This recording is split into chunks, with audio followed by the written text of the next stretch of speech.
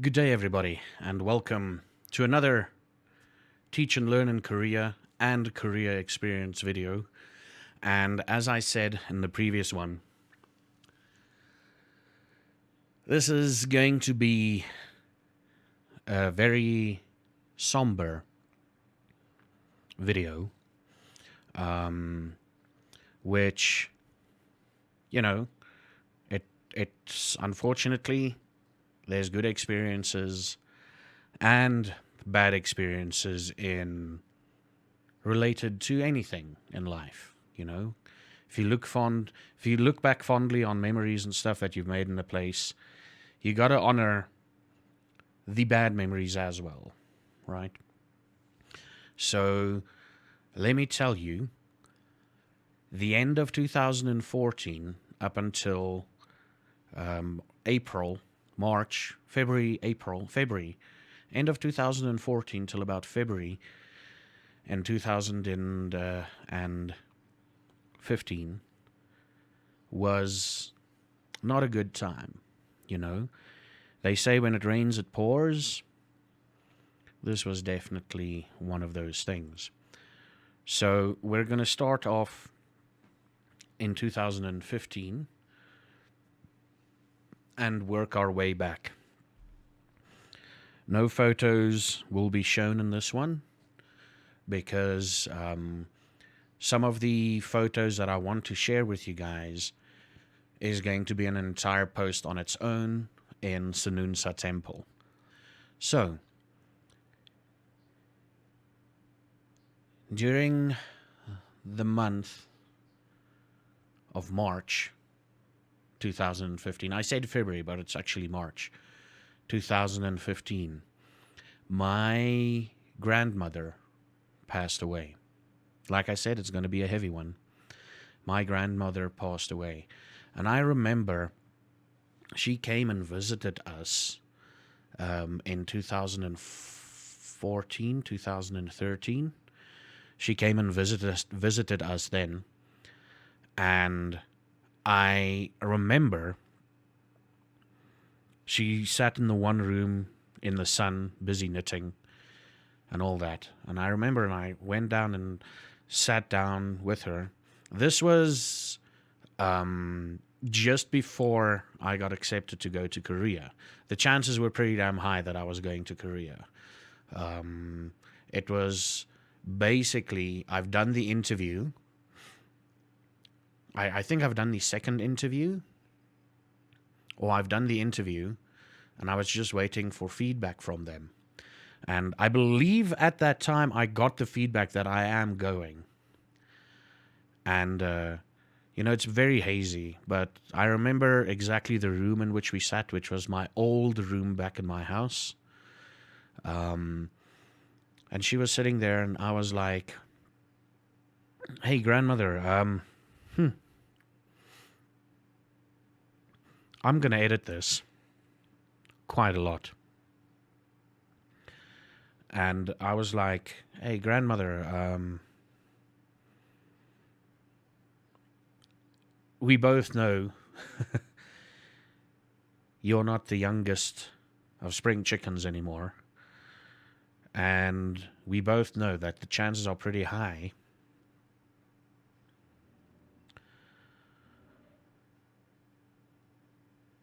that you won't be here when I come back from South Korea, or whenever I come back to visit from South Korea."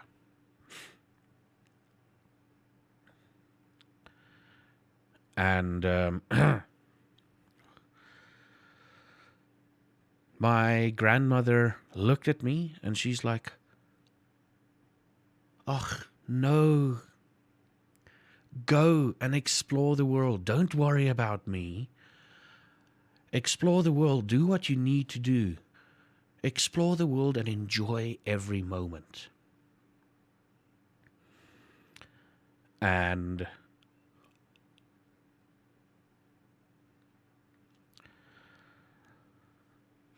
I was kind of happy that she looked at it that way. And when she left, after she left, like when we said goodbye to her, I basically said goodbye to her.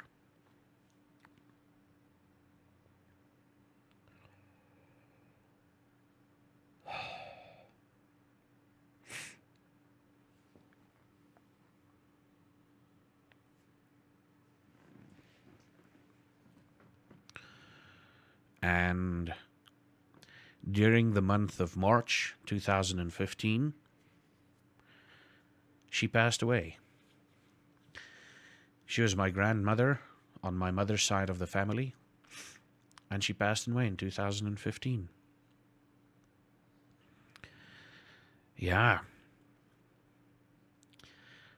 Now let's jump from that. Let's jump back to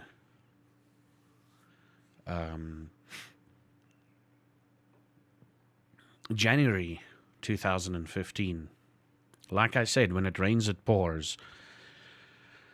Another friend of mine, close friend, we hung out. Our first interaction was actually her friends, both of our friends, trying to get us to hook up, get us to start going out. This was before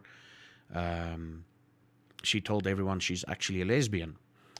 And she was a well-known artist in Bloom, and she passed away in a motor accident, a car accident, during the month of January, early January 2015. She was a brilliant artist, an awesome person.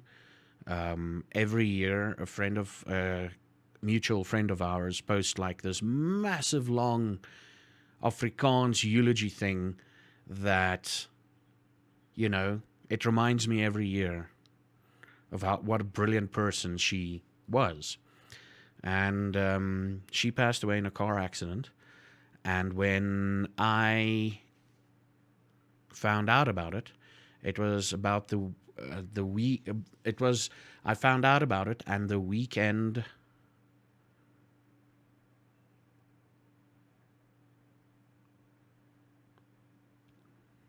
The weekend after I found out about her passing, I think I found out on the Thursday or something, and that weekend I had a plan to go hike Sanunsa, and I basically dedicated Sanunsa to her and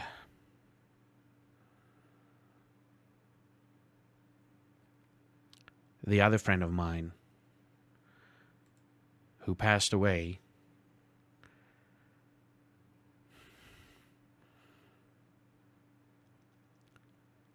around the 9th of December 2014.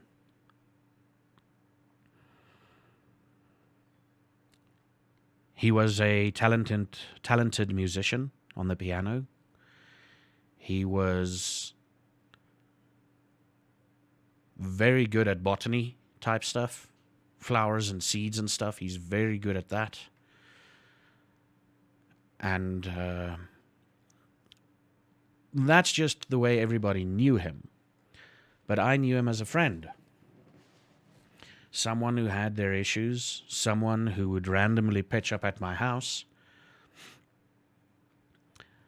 with a beer or two, and we'd just talk, and we'd just hang out. When we went out, we would just sit, drink 2 or 3 beers, talk, go home, and that was it. He was a very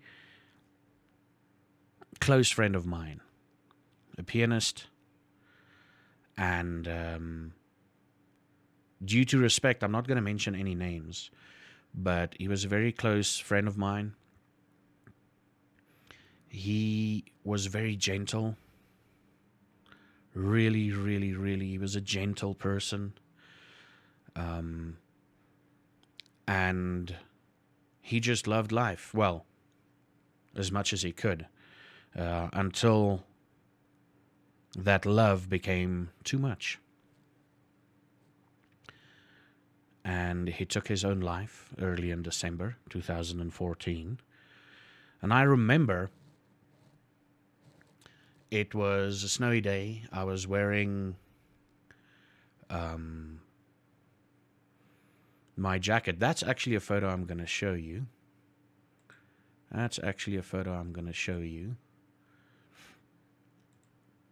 And I discovered it the other day. I just hope I can find it again. It should be somewhere here. And we're back. Sorry about that edit, that quick jump cut. So I remember this one night I was trying to, be funny. Something told me I had to, like, randomly, this was the Friday, because this was in the Windmill Motel. This photo was taken in the Windmill Motel. This was the Friday, and on the Monday, I found out that he committed suicide. And this was the last photo I ever sent him, telling him it's kind of cold in South Korea. Smiley face, This is the last message I sent him. I sent him that photo telling him that's a teensy bit cold. Little did I know that you would soon leave this world of your own volition. Yeah, that was the last message I sent him. And that Monday, I was getting on the bus, beautiful co-teacher with me, teaching Korean kids with me. And I was waiting on the bus, and I think it was 3 o'clock my time. 4 o'clock my time. I get a message. Yeah, this was at the end of the school day. I get a message from another friend of mine telling me that our dear friend has succeeded in taking his life and has left this world. And I was wearing that same outfit. The Monday. And I remember getting on the bus. And I was like, oh, cool. I was like, I got the message, and it's that whole, oh, this is not okay. This is not the truth. And when it finally sunk in, I got on the bus, put that jacket on, and closed it up, and just sat there and cried for 45 minutes. And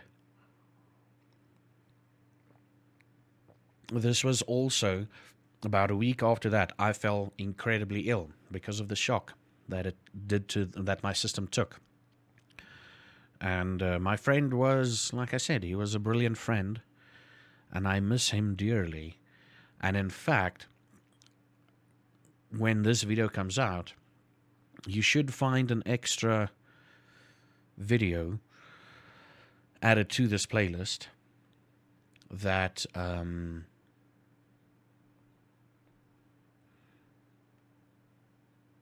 where I recorded within that same week a sort of a message about the whole suicide thing and everything.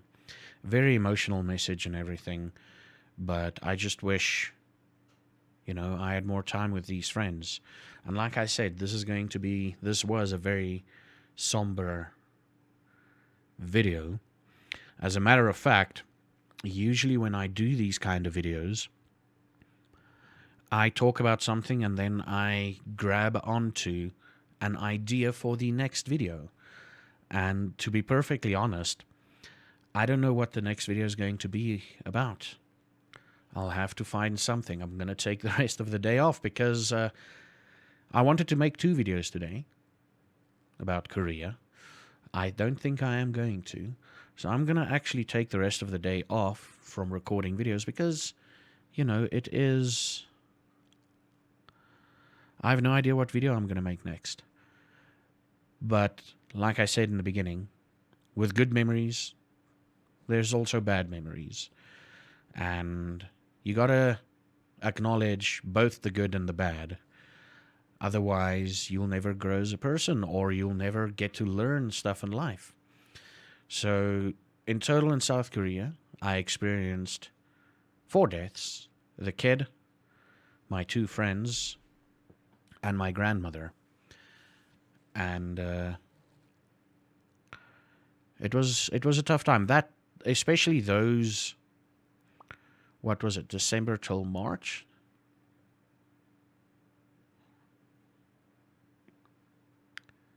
Those 3 months, those 4 months was really bad.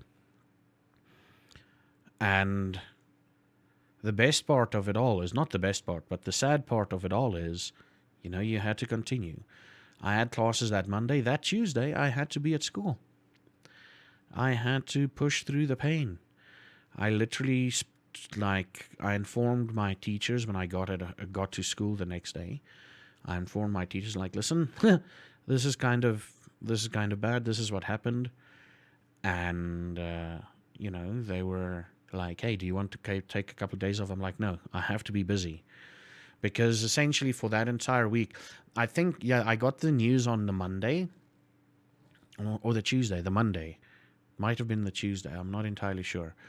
But I got the news, and 2 days later I fell ill. But that was basically because I literally, when I got home, I just did nothing and eventually went to bed.